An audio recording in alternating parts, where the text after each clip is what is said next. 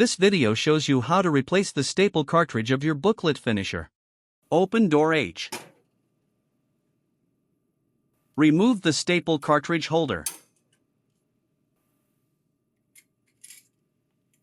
Remove the empty staple cartridge. Insert the new staple cartridge. Insert the staple cartridge holder. Replacing the staple cartridges in the booklet maker. Pull out the booklet maker. Remove the staple cartridge holders.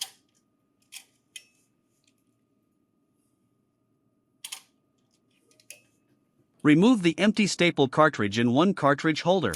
Do the same for the other end. Insert the new staple cartridge in one cartridge holder. Do the same for the other end. Insert the staple cartridge holders.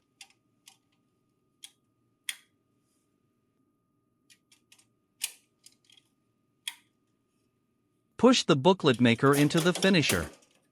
Close door H.